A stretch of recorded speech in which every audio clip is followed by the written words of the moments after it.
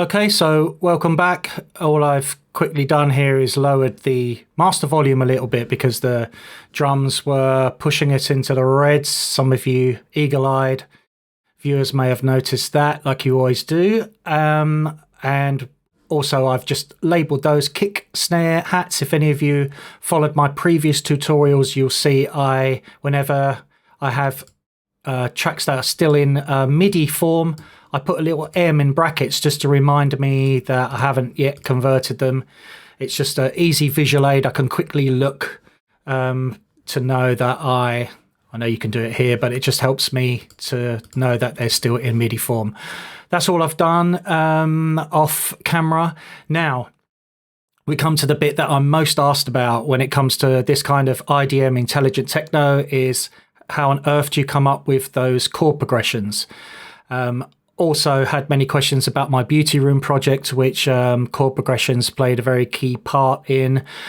I've studied harmony from a kind of a layman's perspective for many years, and really there's no two ways around it. I just do everything by ear. I do what sounds good. I have a very rudimentary knowledge, as will be demonstrated right now. So the good thing about that is the non-musicians amongst you are not going to be afraid of anything because I can't bombard you with theory because I don't know. So I'm going to use an excellent piece of software. Now, one of the things that you might see, especially if you go online, you know what people are like, when there's a chord progression MIDI pack or chord progression plugin comes out, the comments that you get from trained musicians are often very negative. They kind of deride them, and they're not very complimentary about them. The word cheating often comes up, as if there are any rules when it comes to music. So, you know, all I can say is don't be put off by those comments. Obviously, people who've spent years learning their trade will feel slightly aggrieved maybe that there's plugins that can help people do it a little bit easier, you know, but that's a debate for another time. But I'm going to use them. I love them. And not only do I think they are incredibly useful for non-musicians like myself, I think they're incredibly good learning tools for people like me who do want to learn about theory. So I go into my plugins folder here, Plugin Boutique. I've come out with this excellent plugin called Scalar. If I drag it into our grey area here, it will create a MIDI file. Now, here you'll see a virtual keyboard. And this isn't a tutorial about Scalar, so I'm just going to use certain aspects of it. And there are alternative plugins out there who do similar things, but after trying many of them as research for this tutorial, I find that this one was the best, certainly for my workflow anyway. So, as I said, I'm not going to go through every single, I'm hardly going to touch it actually. I'm really just going to stick to the basics of Scalar, as this tutorial is primarily about melodic, intelligent IDM techno, and the chords and harmony are just one part of that. So what I'm going to do first of all, you'll see here that it's in detect mode. Now, if I press start, if I either start playing on my keyboard or if I press the notes on this virtual keyboard here, it's going to detect those notes and it's going to come up with a scale that those notes likely to fit. Okay, that's very basic stuff. Now, again, for research for this tutorial, I listened to a lot of classic IDM intelligent techno material, and something really struck me. A lot of them just use the black keys on a keyboard. I listened to a lot of the early Black Dog tracks, Stasis, Neuron, B12 especially use mostly the black keys on a lot of their tracks. So, of course, the black keys are our flats or sharps, depending on what scale we're in. No need to go into that now, but I thought it'd be really interesting to kind of stick to that and maybe obviously a scale's got more than the 5 notes that we have in our black keys here. So I was going to add another couple of notes in here. Okay, so we're in detect mode, and what happens, I'm going to do it on the virtual keyboard so you can see exactly what I'm doing. I'm just going to start on C sharp, and then just press all the black keys. Very simple, okay? And you'll see here, as we progressively added more notes, it came up with these scales, and it tells us in that scale, it includes all 5 of those notes, and it does that for, there's literally many dozens of scales that have the black keys only. So let's add a little bit of interest here. Let's maybe add an F. Okay. Right. So you'll see here, okay, it's narrowed it down a little bit more. Still, yeah, there's about a dozen scales that it's come up with. The first choice, it's come up with something that it's got a lovely description here. I used to have to look up descriptions of scales online for the classical kind of descriptions. But these are very useful. You can see this scale here, which could be a B flat or an A sharp minor scale. Serious, sad, emotional, sentimental quality to it, which is perfect, really, I think, for IDM, intelligent techno. So, okay, that's the first scale that it's given us. And what we're going to do now is build up a chord progression built off of this minor scale, right? What does that mean? Well, let's go down here, and you'll see here, it's got our scale, and it's got a couple of options here, and I'm really only going to explore one option. We'll forget the diatonic chords here, because that involves knowing some what different styles are. I want to do everything by ear, and I want to make it as simple as possible for those who don't have any theory, don't play an instrument, to be able to build up a chord progression by using your ears and your natural musical kind of taste. So I'm going to go to chord variations. Now here, you'll see here we have the notes of our scale. They go up in ascending order, okay? So what we're going to do here, you'll see, built off the first note of our scale, you can have all these B flat chords. Okay, it's literally dozens of them. Okay, the same for C. And some of you might be familiar with this kind of Roman numeral style of notation. If you look up online, you might want to look at some of your favorite R&B or your favorite rock and pop tracks. And you might see like notation that says the chord progression is a 1, 5, 4, and it'll be in Roman numerals. All that means is the chord progression is built on the first note of the scale, and then it goes to the 5th, there's your V, and then the 4, okay? And then back to the 1. See here, you've learned something already. And what I'm going to do, I'm going to do it all by ear. I'm going to start on the 4th, just to do something slightly complex. I'm going to start with the 4. And what I'm going to do, minor chords are kind of mysterious and dark sounding, whereas major chords can be very happy. That's not always a fixed rule, but it's a general rule you can kind of stick to. So I'm going to go along. This is a E flat minor 7 chord. Okay. And this is a E flat minor 9 chord. Now, immediately, don't let that sound put you off, okay? We're going to make it sound much better. See this octave button here? We're obviously in a much too higher octave, so let's take it down a bit. Now, why use that really kind of basic piano sound? Well, you can route other sounds through scalar or choose another preset, but really you want to keep it as sparse as possible. A piano is perfect for this because you want to be able to hear every single note. You don't want to use pads that have got maybe slight detuning or anything that can kind of mess with your ear. You want to have the raw notes as basic as possible. So that's why we've got this piano sound. So if this should make it slightly more pleasant to the ear because we've gone down an octave. Right, I like that. E flat minor 9. And what you do, see that? You just pick it up with the mouse and you drag it into one of these slots here. And this is going to be our chord progression. Okay? So, right. Now, you're thinking, well, it's still quite high. Yep, it is still quite high. And it's quite basic. Yeah, it's a E flat minor 9 chord in its basic form.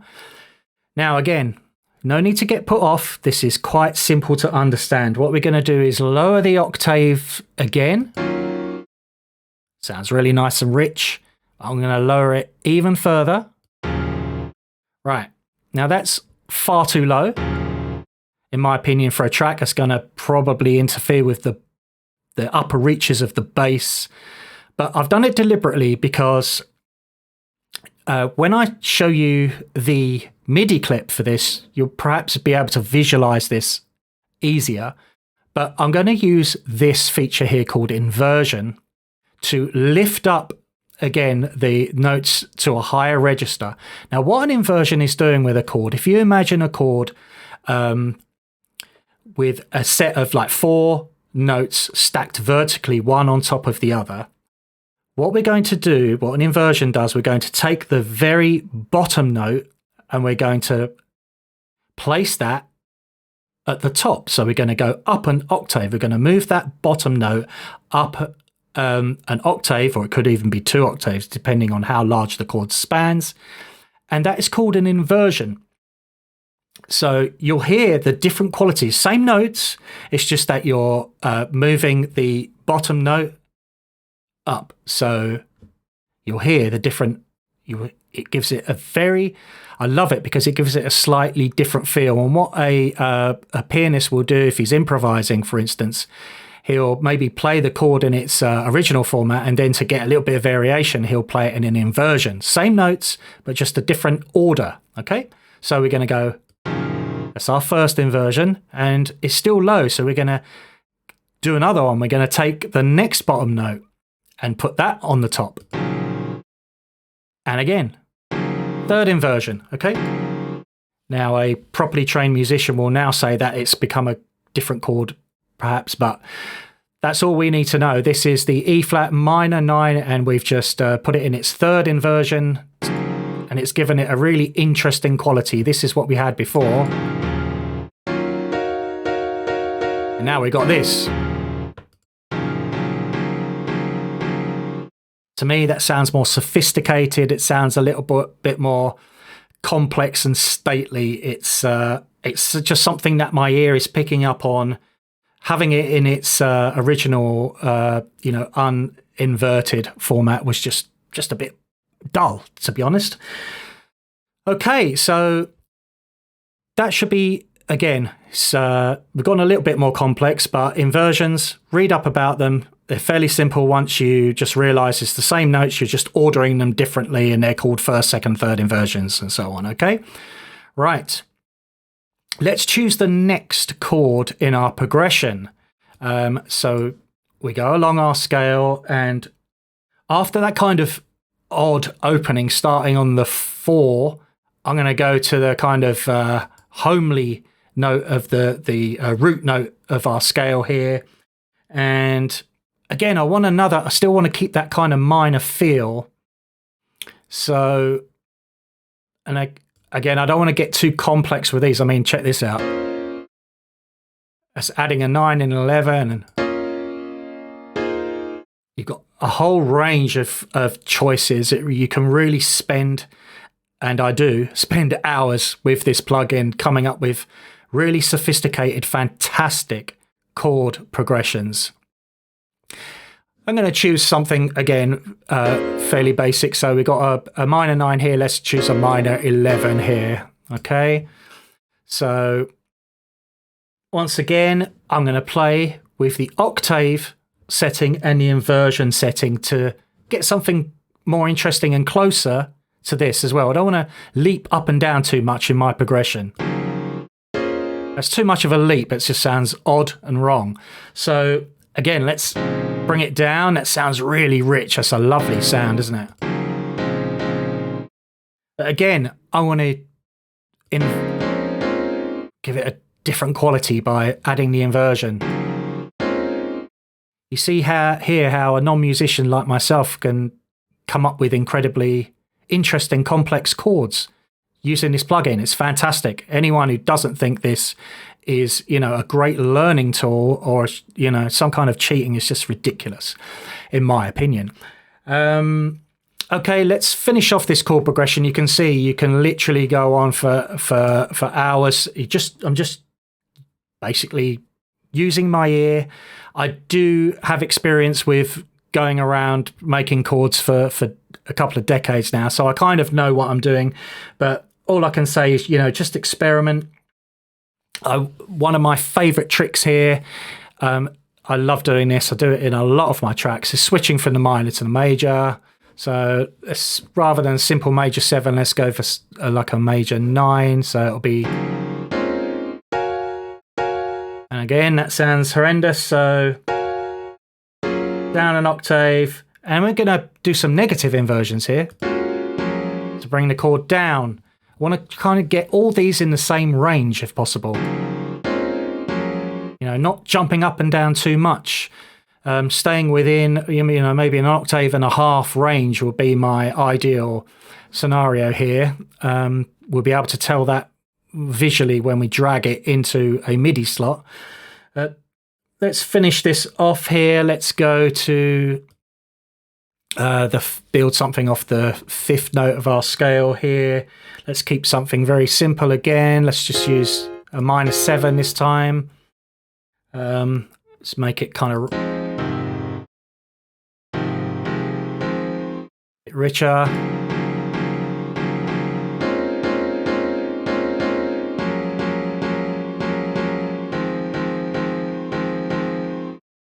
Okay, you can see it can work for piano house music, a treat, this kind of feel. Rather than have one chord per bar like that, I'm going to add a little rhythmic variation in our progression. I'm going to maybe have the last bar as 2 chords just to add some interest. And one of the things I like, another of my favorite chords are sus chords, suspended chords. They just add a kind of ambiguous feel to tracks. So I'm going to go right up to the A flat here, and I'm going to choose a sus chord, and you can hear this is a sus2. Yeah, very kind of pensive, almost kind of anxious sound, but it should work well at being at the end, because then it, you've got a kind of where's it going to go feel at the end of the 4-bar sequence that we're going to have, and it should resolve back round. So let's try that. Let's get it down in our range again. So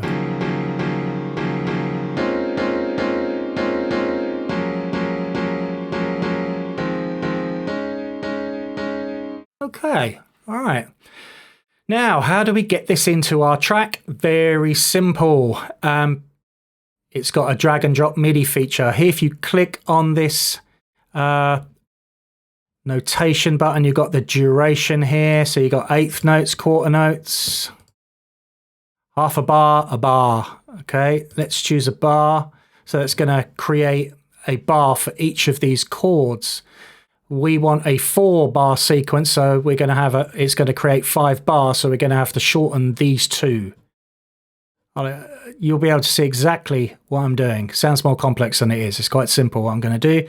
So I'm going to drag that into our track here, okay?